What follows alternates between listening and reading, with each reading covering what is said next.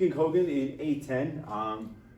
Previous lesson, we started to talk about Wilson's 14 points. The goal now after World War I is that we need to make peace. And that is going to be very difficult. Yeah. When when your feelings have been hurt in a war. Oh, good one. You know, when your feelings have been hurt, you really want to get back at the person who hurt your feelings. You know, like, girl breaks up with you, she's got a new boyfriend, you're like, I'm gonna get back at her, and like, you know. So yeah, France's feelings have been hurt, England's feelings have been hurt, Big time. and they were hurt by Germany. Right. So in the Treaty of Versailles, in the Treaty of Versailles, Beautiful palace. I've never been there. Never been there. My only time in France was in the French there. Riviera. I was actually there on the 100th anniversary on the day that this was signed. Wow. It was pretty cool. I mean, I got to watch boring historians talk, and I didn't really get to see much of the palace itself. But Who paid for that trip? I was there. Shout out to National History Day for that one. But yeah, where was I going with that? But in this particular treaty, when they go to work this out, things that Mr. Kogan are bringing up, yeah, France and England are kind of hurt after this war.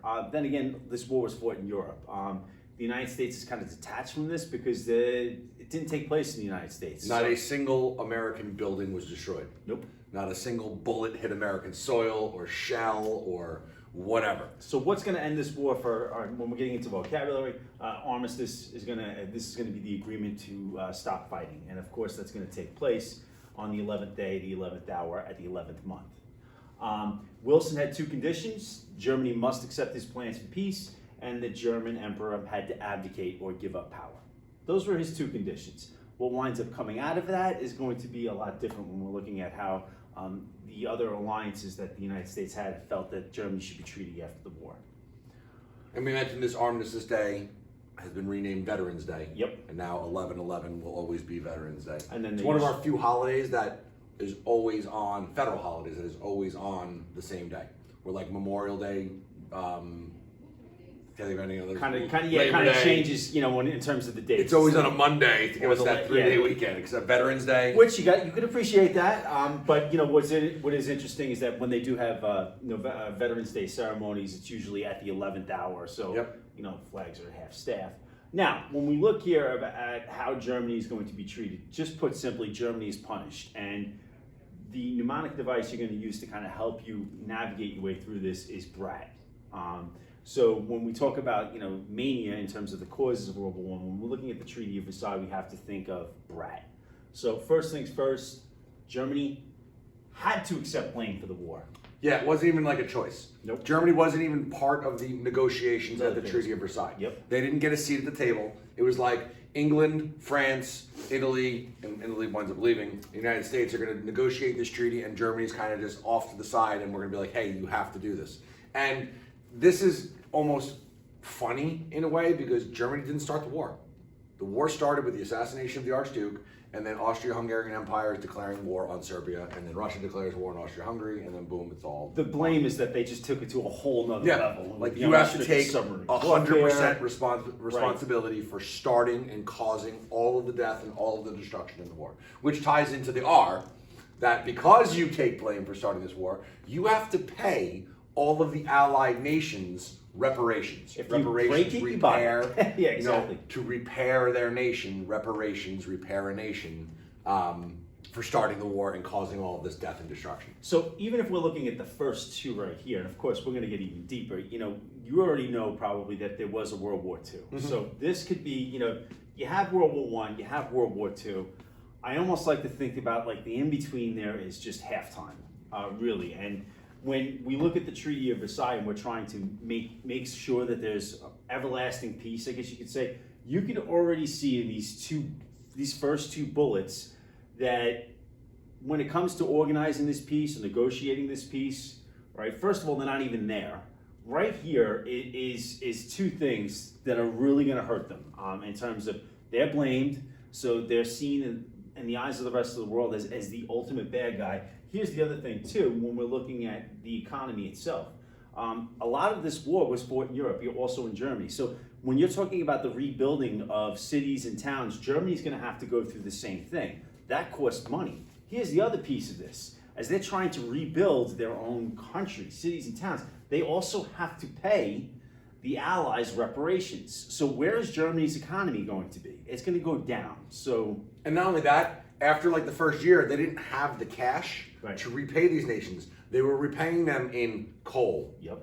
iron, eventually agricultural products, which again, it's taking even more away from their own people.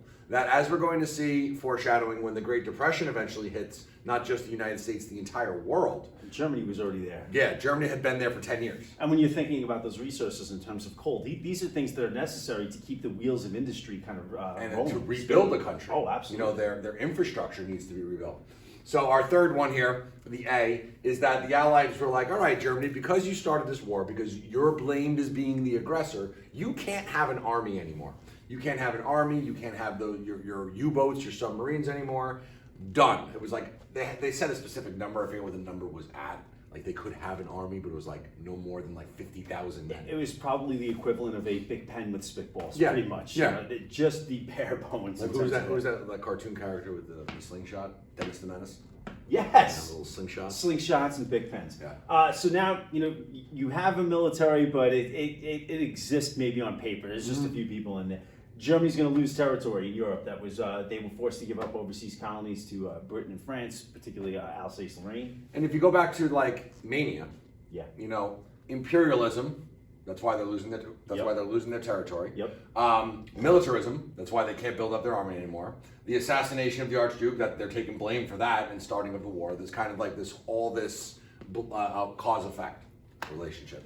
So even when we look at that, you know, the fact that they're looking at the causes to kind of try and solve the problem, you know, they are looking at the causes to kind of solve the problem. However, they're addressing it the wrong way in certain instances here. Now, when it comes to the fight for the treaty, the big thing that Wilson wanted in there was this League of Nations that we may have indicated already. He wants this League of Nations in there. You know, again, you know, we probably already mentioned that the United States would be seen as the keystone for this League of Nations. And again, when we're looking at that, this is, of course, going to make sure or try to make sure that there's peace. Now, the thing is that I guess you could say Wilson was a little stubborn. He wouldn't give in to certain things. The Senate was really opposed to this, particularly Henry Cabot Lodge. They wanted to make sure that the U.S. was going to remain independent in the League, and they also wanted to make sure that Congress was going to have a lot of say in certain things. Ultimately, the Senate's going to reject it, and the big fear is that they felt if the United States was involved in this League of Nations, it would get us into another war. The United States was not involved in the League of Nations, and guess what? We got into another war. So, you know, like, again, just going back to like almost 7th grade history, president has the power to negotiate treaties, but the Senate has to approve of said treaty, and it barely failed. Yeah. You know, the vote barely failed. And it's one of those great, and I talk about this a lot throughout history, one of the great what ifs. Right. You know, because had the United States joined the League of Nations, had we had that authority in this World Council, would we have been able to stop the rise of an Adolf Hitler or Mussolini? That's always the big what ifs. And stop a Second World War. And since you're bringing up 7th grade, you know, social studies, when you're looking at the League of Nations, if you recall, you know, the Eastern Woodland people came up with the League of Iroquois. Yeah. You know, the Native Americans. And why? Because they were constantly fighting. Right. And they needed to settle their agreements peacefully. And when you're looking at that, you know, as we go through history, here you had the Native Americans whose culture and religion and everything was seen as primitive. You know, we're coming up with the League of Nations in 1918, 1919. You know, they had this idea in the 1500s. Years before, yeah. Oh, yeah, without a doubt. Lodge and other isolationists felt that the League would involve the United States in another war, and I think we brought that up, that, you know, we wound up getting involved anyway. This is just halftime. So here I like this. This is like the map of Europe, the pre-World War I, the pre-Great War map of Europe, compared to after the signing of the Treaty of Versailles. You see the creation of almost a dozen new nations, you know, including our people, including Ireland, Czechoslovakia, Austria-Hungarian Empire is split up into Austria-Hungary, Czechia. Yugoslavia is born out of the former Serbia, Montenegro, part of Austria-Hungarian Empire. Romania gets bigger. Bulgaria remains the same. Russia changes. Russia is now the Soviet Union thanks to the Bolshevik Revolution. Yep. Poland now exists that's part of that whole self-determination of Wilson's 14 points. Allow ethnic peoples to have their own country. If they had only done that in Yugoslavia, Right. we would have avoided a major catastrophe in the 1990s. Basically, you're seeing a lot of Western Europe remaining the same with the exception of Ireland, and then the birth of many new Eastern European nations, especially the former, communist bloc up here after World War II. You know what? Let me just see something. I just wanted to. I know we probably won't get to do that this year. Do I have it? No, I don't have it in this one. But since we're talking about how harsh Germany was treated in all of this, to go. When I was in France, they had a German cemetery that was there.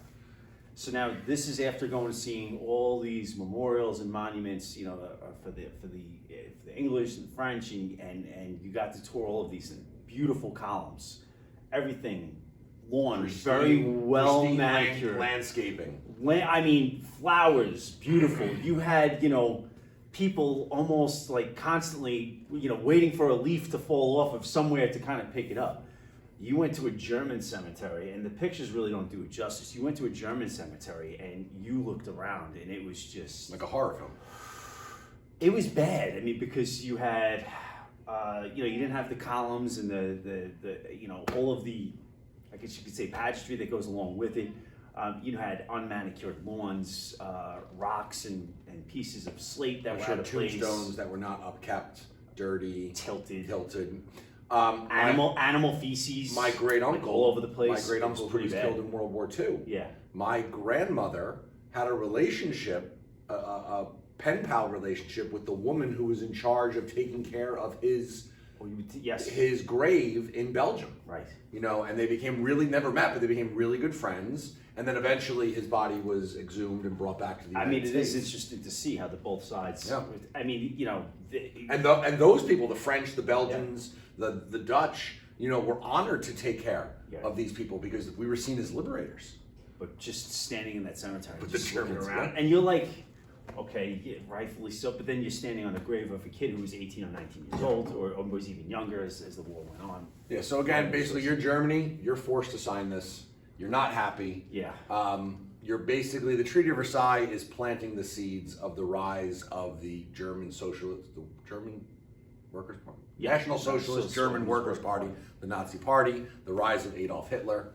And there's always that rumor, unsubstantiated rumor or legend of the British soldier who claims he had Adolf Hitler in his sights and could have killed him. See, I wonder.